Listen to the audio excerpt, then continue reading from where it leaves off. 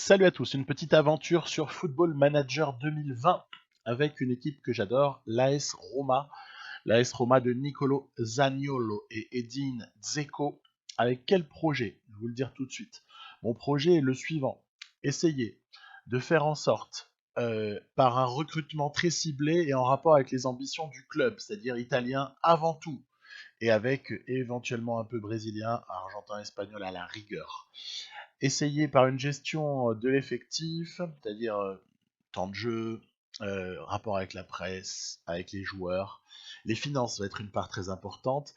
Essayer de développer aussi un maximum de jeunes, essayer de trouver des tactiques adéquates pour arriver à, en 5 ans maximum, avoir peut-être gagné au moins une fois ou deux la série A.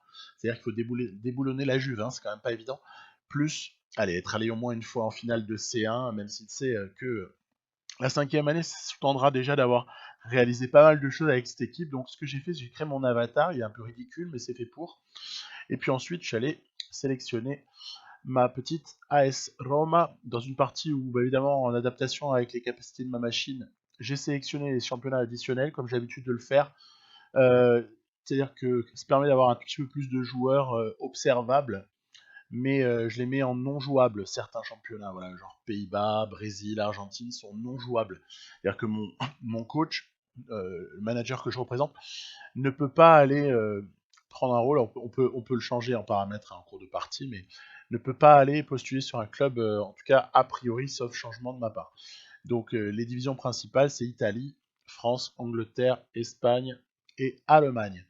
À partir de là, on démarre avec un entraîneur, on va dire par défaut, hein, qui a son style par défaut, et tout ça va s'ajuster un petit peu avec le temps, ce qui est plutôt intéressant. On a le staff, on va dire, pardon, pas le staff, le comité dirigeant, qui nous présente un petit peu la situation et surtout qui va donner toutes ses ambitions, en signalant aussi au passage quelles peuvent être les principales recrues à venir ou les joueurs majeurs. Ici, il y a un écran qui est très pratique, qui résume à peu près la philosophie des dirigeants et ce qu'ils considèrent comme très important et ce sur quoi on va être évalué, ce qui est pour le moins fondamental en fait. Il faut respecter ces trucs-là, sans ça, je pense qu'on ne fait pas long feu. En tout cas, de mémoire, dans les précédentes versions de Football Manager, on pouvait vite se faire virer dans ce type de club si on respectait pas trop le cahier des charges, ce qui est très bien d'ailleurs. Donc, je n'ai aucune idée, alors qu'on voit ici un des joueurs majeurs, en tout cas au départ de la partie, hein, de cette équipe, c'est le latéral gauche Kolarov.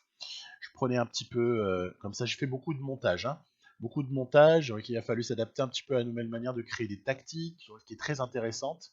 Le système est quand même relativement poussé. J'étais parti à la base, vous voyez, sur ce 4-1-2, 2 écartés, 2 ailiers donc, hein, un qui est un peu dicté par la nature des joueurs en fait. Parce que je ne vais pas arriver avec un système et essayer de le coller à cette équipe, surtout que financièrement on n'est pas du tout en mesure de réaliser des transferts d'entrée. De toute façon, je désactive toujours le premier mercato pour que les équipes soient intégrales, on va dire jusqu'au moins au mois de janvier, on va dire, hein, voilà, au mois de janvier qui suit, hein, mais quand je démarre une partie, je désactive toujours le premier mercato. Euh, il faut s'adapter tactiquement en fait aux joueurs qui sont présents. Et ça, ça sous-tend qu'on va devoir déjà jouer avec un attaquant, bah, qui est plutôt agréable à avoir, hein, c'est Edin Dzeko, avec un backup par contre sur le banc c'est pas terrible puisqu'il y a Kalinic. Après le joueur suivant il est vraiment à la ramasse totale, donc il va pas falloir avoir trop de blessures, sans cela on va être excessivement gêné. Là, vous voyez, par exemple, je m'occupe des préparateurs. Parce que c'est mon petit truc en début de partie. Là, j'aime bien envoyer des recruteurs partout, partout où c'est possible. En tout cas, selon les intérêts du club. J'en ai recruté, j'ai recruté du staff aussi, j'ai recruté des préparateurs, j'ai recruté des préparateurs U18, U20, ajuster un petit peu l'entraînement de tout ça pour essayer de développer au maximum les jeunes. On sait que la Roma, c'est un club formateur. Elle a pas mal de possibilités de sortir des jeunes. Dans le jeu, c'est à fin décembre qu'il y a à chaque fois une nouvelle génération de tout jeunes joueurs qui apparaît. On peut avoir après des indications sur des gens qui pourraient être éventuellement très prometteurs. Il faut essayer de verrouiller les contrats, il faut essayer de gérer un petit peu le moral de tout ce petit monde et essayer aussi de voir, détecter, mais ça c'est facile puisqu'on a tout le temps des rapports, on peut envoyer tout le temps des gens pour superviser, des analystes, etc. Pour essayer de savoir, par exemple, vous voyez Patrick Schick, qui est prêté actuellement, il reviendra à la fin de l'année. Amadou Diawara, lui, il est bien chez nous, et c'est un milieu de terrain important de l'effectif. Important, pas nécessairement titulaire, mais important. Et voilà, et il y a comme ça pas mal de joueurs, donc je vous parle au fur et à mesure hein, de ma manière de ressentir les choses. C'est une petite réunion au départ avec les joueurs pour essayer de se les mettre dans la poche. Moi j'aime bien essayer de répondre à toutes les questions, ça prend du temps, c'est pénible, mais je réponds à toutes les questions de la presse et j'essaie d'interagir un petit peu avec les joueurs histoire de brosser dans le sens du poil, on va dire. Voilà, parce que un manager dans le football de nos jours, c'est pas quelqu'un qui va, ou alors ça se passe mal, c'est pas quelqu'un qui va claquer la porte, qui va entretenir de très mauvais rapports avec les médias, ne pas parler à ses joueurs. Moi, je suis plus, vous voyez, sur le concept allez, au sens large, Ancelotti, méthode Real Madrid, si vous préférez, c'est-à-dire pas copain avec les joueurs, mais quand même une bonne entente avec les joueurs. Donc là, on est sur du recrutement de préparateurs. Michael Laudrup, quand même, on se devait de contacter une telle sommité. Il y a ensuite j'ai aussi dragué Dennis Bergkamp, quand même. Il y a des choses à côté desquelles on peut pas passer. Il y a beaucoup de grands noms. Bien plus loin dans la partie, je contacterai Gianluca Zambrotta, un de mes joueurs préférés de l'époque, notamment l'époque Juve, où il a été le meilleur latéral gauche, ou voire même droit d'ailleurs aussi, hein, du monde, quasiment de manière impossible à contredire. Alessandro Florenzi, c'est particulier lui. Il est prêté à Valencia en Espagne, mais c'est quelqu'un qui est formé à la Roma, hein, Florenzi. Je ne veux surtout pas que ce type-là reparte je ne sais où à la fin de son contrat et à l'issue de son prêt. Donc je vais casser ma tirelire. Ça fait mal un peu les tarifs actuels du football. Hein. C'est pas ceux que je connaissais quand je jouais encore à Football Manager il y a quelques années. Ça a bien augmenté, une inflation assez catastrophique. Et du coup, je me décide à lâcher les belins pour donner à Florenzi quelque chose qui lui convient, parce que je mise énormément sur Florenzi, en fait. Son retour me fera beaucoup de bien dans cette équipe, puisqu'au poste de latéral, j'en parlerai peut-être un petit peu plus loin, mais au poste de latéral, il peut y avoir des discussions entre Zappacosta, entre Santon, bien évidemment, et bon, on verra. On verra. Spinazzo là aussi peut être éventuellement concerné. Ça c'est l'écran général. Voilà. Après, j'ai joué tous les matchs amicaux. J'ai tous joué. Évidemment, je fais beaucoup de montage. Je ne vais pas vous proposer des matchs amicaux. Je pense que ça intéresse personne. Mais pour essayer de prendre la mesure et surtout parce que je voulais ajuster ma tactique au niveau des petites instructions particulières qu'on peut donner aux joueurs, au niveau également du positionnement, tendance à essayer plutôt de partir sur une tactique avec le contrôle du ballon, profitant du fait qu'on a des dribbleurs, on a des créateurs, on a un milieu de terrain notamment avec Pellegrini et Cristante qui est assez intéressant. Ça c'est mon petit rêve, ça c'est Federico Chiesa de la Fiorentina. J'adorerais pouvoir le prendre, mais c'est tellement cher. Et la Roma est dans une passe où financièrement elle est tellement en difficulté que je ne vois pas par quel miracle je pourrais avoir Chiesa. Mais bon, on peut rêver dans la vie. Un peu plus tard, je me porterai sur Simone Esposito de l'Inter, bien évidemment, le petit jeune pépite, l'attaquant, parce que ben oui, parce que je pense à l'après Dzeko au final. Je suis déjà dans l'après Dzeko, parce que cette saison pour moi c'est et d'une obligation de résultat, c'est-à-dire qu'en dessous de top 5 en Série A, c'est un échec. Et il va falloir au moins essayer d'aller chercher un quart de Ligue Europa, je pense. Nicolo Zaniolo, c'est notre pépite aussi. Hein. On a vraiment quelques très bons joueurs. Il y a de quoi faire avec cette équipe de la Roma. Euh, J'ajuste ma rotation, etc. Oui, donc je suis vraiment en recherche de quel sera mon effectif pour la saison d'après, qui pour moi sera, allez, le vrai départ, c'est la saison d'après, dans le sens où il y aura déjà eu un an pour vraiment marquer de mon empreinte le club et faire les choix qui me paraissent être les bons. Vous voyez, je rajoute encore des préparateurs. Je trouve qu'on est encore mauvais dans certains secteurs. Donc je continue à contacter des préparateurs. J'adorerais faire revenir, vous savez, le défenseur central du Milan, hein, Romagnoli, qui est lui aussi formé à la Roma, comme Florenzi. Et c'est vrai que, voilà, moi je suis vraiment dans la disposition d'esprit à essayer de redonner une forme d'identité, hein, en démarrant une partie avec la Roma, si je peux pas faire ce que je veux, alors c'est rien que je joue, hein.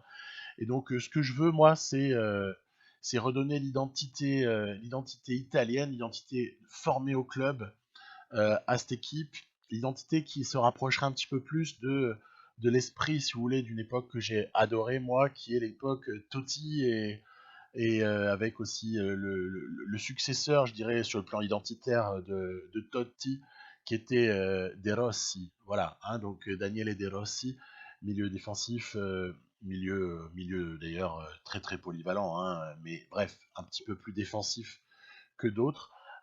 Donc voilà, moi c'est un petit peu cette direction-là que j'ai envie de prendre, en ce sens que je veux redonner une identité très italienne, très très prononcée aussi sur la formation, sur le développement des jeunes à cette équipe. Et c'est vrai que la présence de Zaniolo à ce niveau-là n'est pas pour me déplaire, loin s'en faut, puisque Zaniolo, une pépite qui a été arrachée à l'été 2018 à l'Inter de Milan par cette Roma. Bon, il se trouve que l'Inter avait à ce moment-là des difficultés financières qui étaient assez importantes, qu'ils ont obligé à vendre de jeunes pépites, à se séparer de gens qui auraient pu être l'avenir de leur club. Ça n'a pas été le cas, mais bon, voilà, hein, donc c'est clair que la Roma en profite bien, et c'est très très bien d'avoir comme ça ce jeune talent, mais il n'est pas seul. On va voir aussi qu'il y a il y a Patrick, le fils de Kluivert justement, Justin. Et puis il y a aussi il y a deux petits Turcs là qui sont très sympas là.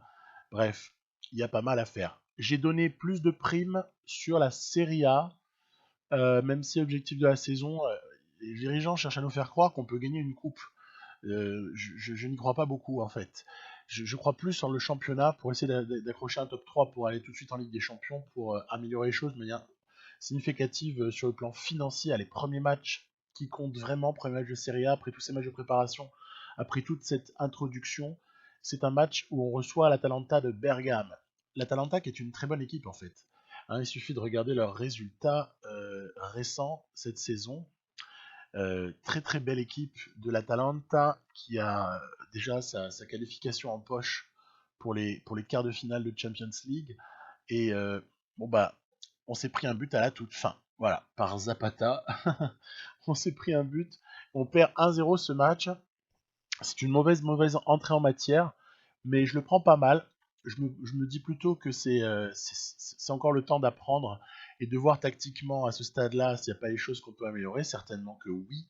Et du coup, je vais abandonner mon système un peu défensif là que j'avais choisi pour cette introduction de série A. Je vais l'abandonner au profit d'un système où je place un milieu offensif derrière l'attaquant. À terme, on voit que Zappacosta est blessé malheureusement. À terme, c'est un poste que évidemment je veux voir. Là, j'ai mis Pastore évidemment, parce qu'il est en discussion avec Mkhitaryan aussi pour ce type de poste-là. Mais à terme, celui que je veux voir occuper ce poste, c'est évidemment Nicolo Zaniolo. Parce que c'est sur ce poste-là qu'à mon sens, il pourra s'éclater le plus, avec une liberté créative totale et carte blanche absolue pour Zaniolo. Faut laisser ce type faire ce qu'il a envie de faire. À mon sens, il peut rapporter pas mal de victoires et de buts. Ouais, financièrement, je vous l'ai évoqué juste avant, ça va être terrible à partir de janvier. Parce que le club perd 7 à 8 millions ou 9 millions par mois, et on va bientôt arriver en négatif à un moment donné. Donc déjà, l'idée de recruter avec la Roma des joueurs stars, non, on n'imagine même pas. On pense juste à prier pour qu'on puisse conserver nos tout meilleurs joueurs. Et il faudra que je bétonne aussi à des moments les clauses pour voir s'il n'y a pas des choses qui pourraient nous piéger. Je pense notamment à la clause libératoire de Pellegrini qui est à 30 millions seulement. Et oui, 30 millions, c'est rien sur le marché actuel pour la valeur d'un joueur comme celui-là. C'est rien, en tout cas, c'est pas beaucoup. Donc il va falloir solidifier ça un petit peu plus tard. Après, on se rend compte qu'on a su réagir du côté du Genoa. Après, ce qui compte, c'est d'enchaîner, puisque là, on voit qu'on perd Diego Perotti, mais bon, ça va pas être très très long. Zaniolo, tiens, on va le féliciter. On va le féliciter pour son premier but international sous le maillot de la Squadra Azzurra. Il est amené à avoir une grande carrière, celui-là. Faut falloir le prouver. Il va être mon chouchou, lui, Zaniolo, c'est évident. Après réception dans la foulée, après une légère donc pause internationale, fatalement, on vient de l'évoquer, réception de l'Inter pour la reprise de la Série A. Et là, c'est déjà un match où on a le couteau sous la gorge parce que avec cette défaite inaugurale face à l'Atalanta, même si c'était pas une défaite très méritée, bah, il faut tout de suite réagir.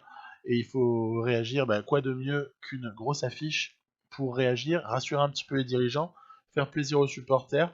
Et ça va démarrer plutôt de manière plutôt positive avec un 1-0 obtenu à la mi-temps. Je fais quelques ajustements en deuxième mi-temps pour essayer de, allez, on va dire, solidifier ma position, hein, tout simplement.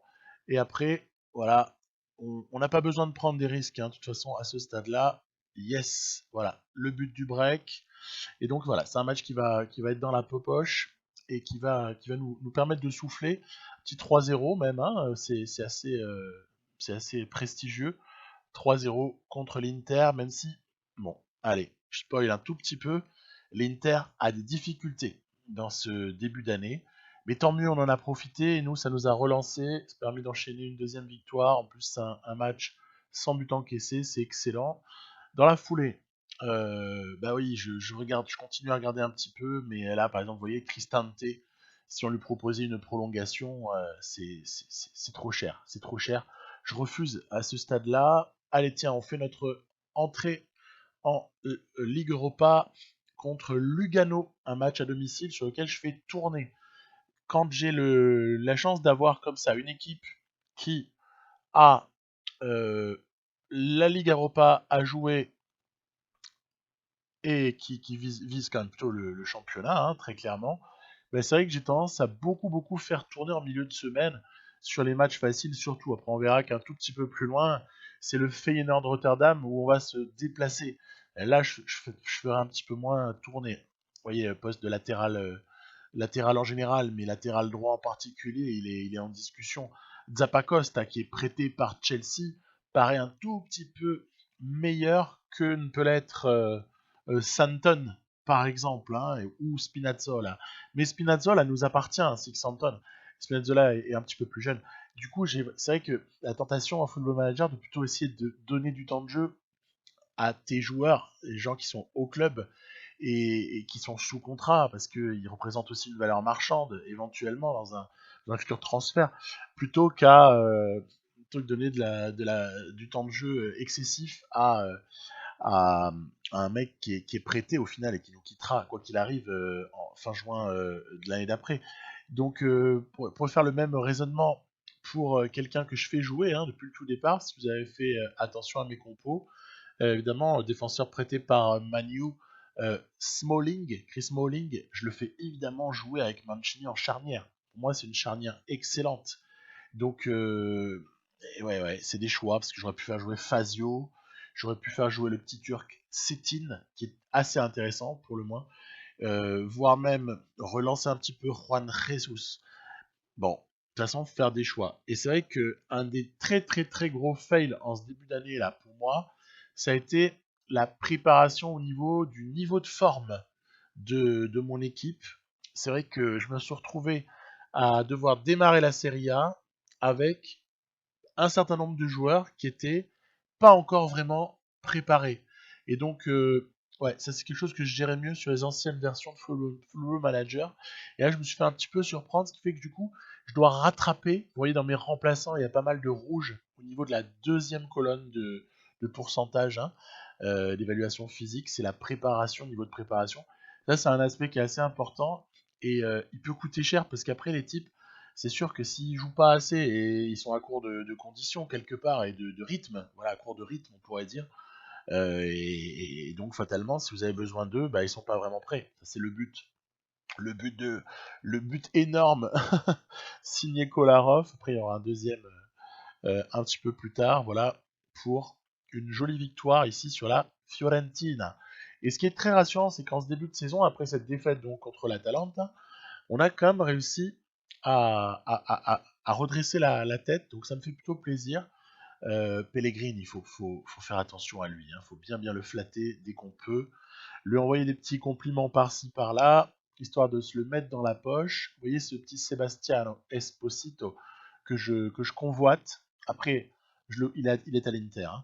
Je le convoite, mais sans non plus faire de plan sur la comète, parce que je me doute très bien de ce qui va se passer. C'est que le type, ils vont pas vouloir le vendre, et c'est normal d'ailleurs, hein. Ou alors il va falloir attendre un moment où l'Inter va mal, ce qui arrive parfois. Il y a des moments où il faut savoir s'insérer, et pour ça, il faut avoir de l'argent. De l'argent, j'en ai pas. Et de l'argent, j'en aurai pas avant longtemps. Match délicat à Lecce. On voit qu'à la mi-temps, on était à un partout. Heureusement, on va prendre l'avantage en deuxième mi-temps. Voilà, assez brillamment. Donc, on va s'imposer du côté de Lecce. Et c'est plutôt bien d'enchaîner avec une très grosse victoire, 5-1 là. Il y a ce but ici, là, voilà, amené toujours sur le côté gauche. Le côté gauche, c'est le côté qui fonctionne le mieux en ce début de saison à la Rome. Avec Kolarov, même si c'est pour contredire ce que je dis là, ça c'est une ouverture plus dans le dos de la défense qui permet à Dzeko de conclure. Euh, le côté gauche est celui qui fonctionne le mieux. On a un Kolarov de gala, le petit Kluivert, intéressant, même si, à mon sens, il faut être prudent, il faut être patient avec lui aussi. Zaniolo aussi, qui fait un début tranquille, pas plus, pas génial, mais là aussi, on la joue longue durée avec le prodige italien. On voit les rendez-vous du mois à venir, donc le mois d'octobre, avec quelques petites récompenses individuelles pour le mois de septembre pour nos joueurs qui ont plutôt pas mal performé. On a même Kolarov, joueur du mois, c'est énorme. Kolarov est en fin de contrat, faut faire gaffe. Il est en fin de contrat. On peut se poser la question en fait de savoir si on prolonge Kolarov qui va avoir 34 ans ou si on se dit bon bah il a été super bon, mais le but c'est celui que je vous ai montré à la reprise de volée du gauche là qui est mythique à 20 mètres. Euh, Ouais. Est-ce qu'il faut prolonger Kolarov ou est-ce qu'il faut plutôt se dire qu'on mettra par exemple Spinazzola ou Santon? euh, Je sais pas, je suis partagé, mais je serais plutôt moi enclin à essayer de demander une année de plus à Kolarov, et quitte à perdre un peu d'argent là-dessus, puisque ça va coûter cher en salaire. Et puis, de toute façon, c'est pas quelqu'un, si on le transfère là, à ce stade-là, on va rien récupérer. Il a plus vraiment de valeur marchande à son âge, donc autant en profiter, je pense. En tout cas, voilà, ça va être ma position sur Kolarov. Il veut pas re-signer pour le moment, mais je me doute que un jour ou l'autre, il va peut-être accepter s'il est heureux. Et on va aller sauver un match nul du côté de Feyenoord. C'est bien, je suis content. Le match nul, c'est exactement ce que je voulais. On va se faire égaliser à la toute fin, en fait. On a failli gagner, mais en fait, le 2-2 me va très bien.